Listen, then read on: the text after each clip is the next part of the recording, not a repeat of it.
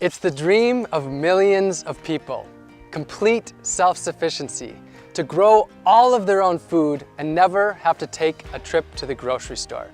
But for most people, it's just that, a dream. The ease of our current global industrial food system is just that, too easy, too convenient, too time-saving, and too alluring. I've been exploring food for nearly a decade, and since the beginning, I've had the burning question: could I step outside of the big ag system? Could I go without grocery stores and restaurants? Nothing packaged or processed, nothing shipped from a far-off place. Could I grow and forage 100% of my food, everything that I ate for an entire year? That's exactly the journey and the quest that I decided to set out on, and now I'm here to share the story with you. But one big thing. I had very little experience with growing my own food. When I lived in San Diego, I did have a few raised beds where I grew some greens, tomatoes, and herbs. But as a traveler for the last 7 or so years, I had never really settled in one place long enough to grow my own food. So in order to do this, I would have to settle in one place. And that place that I chose is Orlando, Florida, where I'm sitting right now. Besides being really fresh to growing my own food, I was also fresh to the scene here in Orlando and Florida.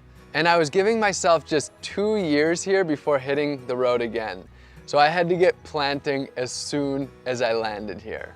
But I didn't have a garden, I didn't own any land, and I had almost no experience with foraging in the state of Florida. I chose Florida so that I could grow food year-round. And I chose Orlando because I had passed through here a few times and met a great community of permaculturists and people who grow their own food. And specifically, I chose the community of Audubon Park because that's where Orlando Permaculture and my friends at Fleet Farming were based, and there was already a movement here of turning front yards into gardens, so I would have the support I needed in order to do it here.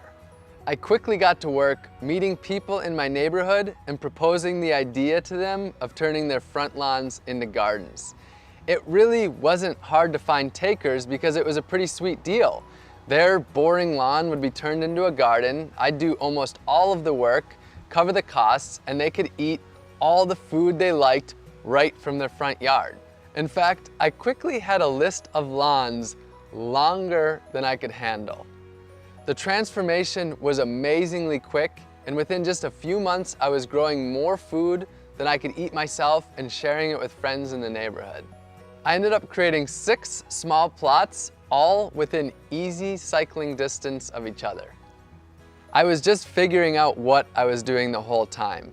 I went to local meetups like Orlando Permaculture, volunteered in the garden with Fleet Farming, visited farms and gardens and nurseries, took foraging classes with local foragers like Green Dean, read books by local growers, and watched videos online and more. For a place to live, I built a simple tiny house homestead in the backyard of a community member that I met. And in exchange for using their space, I turned their monoculture of grass into an at-home supermarket. Starting from scratch, it took me 10 months to be comfortable and ready to begin my year. November 11th, 2018 would be my first day. It was now time to eat 100% from my gardens and food that I would forage. Now, when I say 100%, I truly mean it. No grocery stores or restaurants, no drinks at a bar, nothing packaged or processed, nothing shipped long distances, no farmers markets, not even going over to my friend's pantry or even going to their gardens or their food forests. Why not share food from my friends' gardens? Because I wanted to truly immerse in my food. I wanted to have to literally figure out how to grow every single food or ingredient that I needed, or how to source it from nature. Many people know me for my dumpster diving to raise awareness about food waste. And a lot of people who follow me online assumed that I would still be eating from dumpsters. But nope, no food from dumpster diving at all. I had already proved to myself that I could live off of the waste of our globalized food system. Now it was time to see if I could step away from that completely. That included everything that I put in my body, even supplements, vitamins, and medicines. Now you'd think on day one that maybe I'd have eaten a lot of 100% homegrown and foraged meals, but to be honest, my first meal on day one was my first 100% homegrown and foraged meal of my entire life. It was day one and I was in the deep end. But I had laid the foundation that I needed. My gardens scattered across the neighborhood were full of food, and I had scouted out food both in the city and the countryside to forage. My supermarket was on nearly every street I could walk down, and the shelves were stocked. Over the last 365 days, I grew and harvested over 100 different foods from my gardens and foraged over 200 different foods from nature. That's a new species for almost every single day of the year. I grew a dozen different greens packed with nutrients: moringa, katuk, chaya, purslane, collards, kale, and perennial spinaches, just to name a few.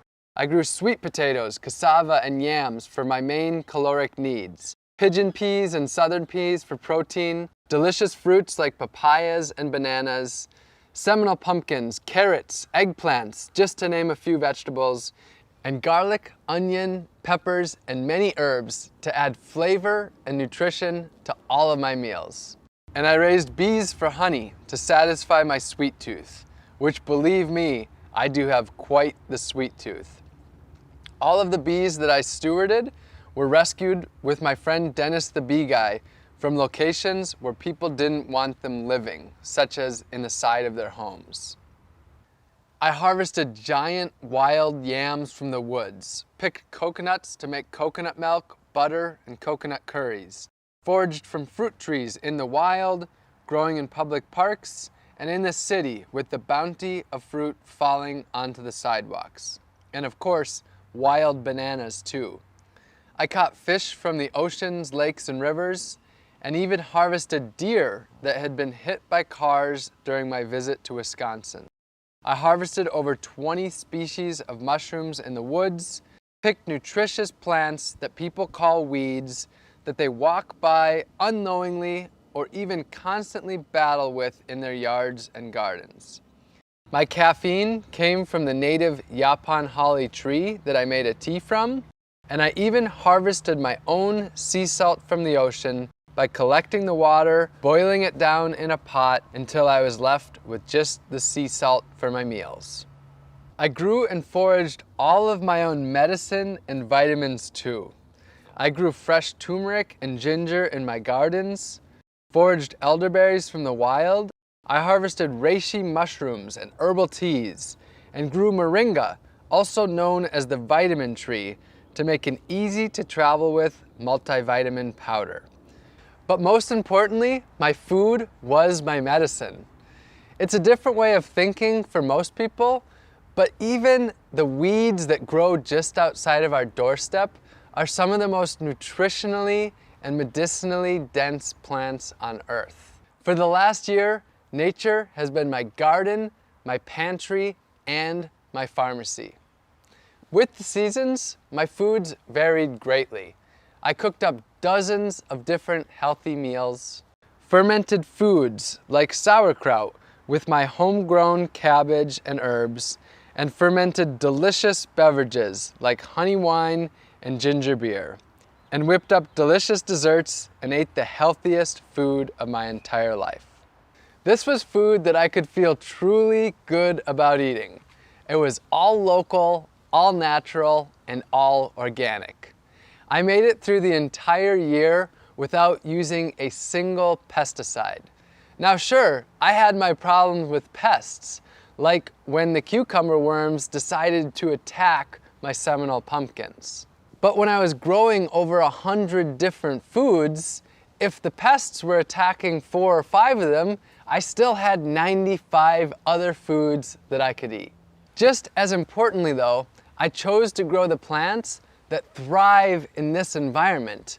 When I started, I didn't walk down the aisles of the grocery store and ask which foods that I liked the most. Instead, I talked to local farmers and gardeners and my permaculturist friends and asked them what foods grow so ridiculously well and so ridiculously abundantly that I could hardly screw it up. And those are the plants that I chose to focus on, and that's one of the main things that got me through this year. This was without a doubt one of the most challenging things that I've ever done. A year is a really long time, and I had my highs and my lows. There were times when I felt my absolute best, and there were times when I just didn't know if I could go on. Generally, I did get enough food.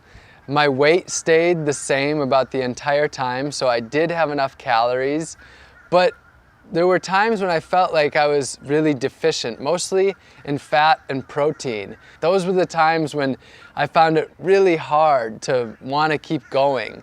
And there was the social aspect. I was on my own a lot of the times, not able to join other people for their meals, and sort of isolated, not being able to go to restaurants or eat with friends and family.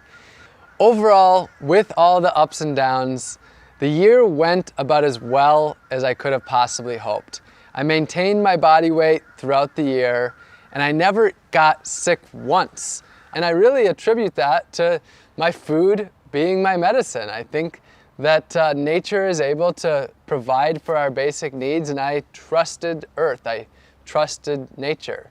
Now, I want to say though, that this project, it wasn't really about my health. It wasn't about a diet. And I don't believe that this is the diet for 7 billion people. I don't actually think there is one diet for the 7 billion people. I think we live on a diverse world where we have diverse cultures and people need to do things in a very different way. So I'm not trying to represent a diet for everyone or anything like that. This was just my own personal quest to see if I could step away from Big Ag, step away from what I see as a broken food system, and instead grow and forage 100% of my own food for an entire year. This project wasn't just about growing and foraging all of my own food though. It was about empowering others to grow their own food, to take back power from Big Ag, and ultimately to take back their health and grow their communities. So during this time, I started a few community initiatives. We built 15 gardens for the people, planted over 200 community fruit trees, and sent out over 5,000 free seed packs to help others grow their own organic, healthy food. And I taught dozens of free gardening classes in my gardens to the people in my community.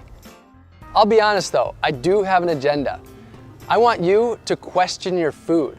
Where did it come from? How was it grown? How did it get to you? And what was the impact that it had on the earth, other species, and the humans that grow that food?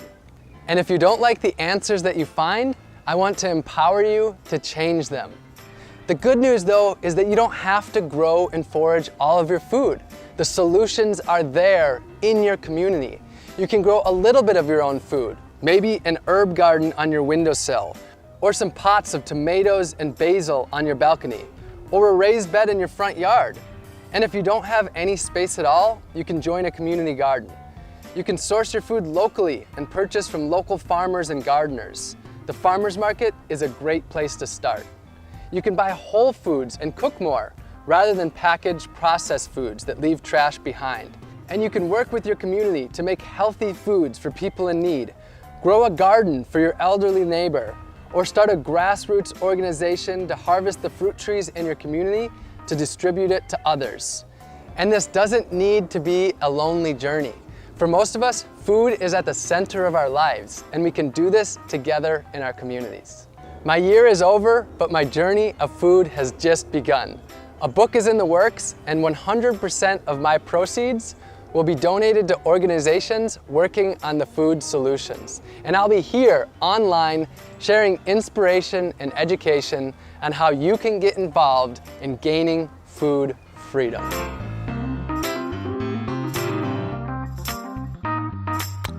My mouth is cold now. My own medicine and vitamins too.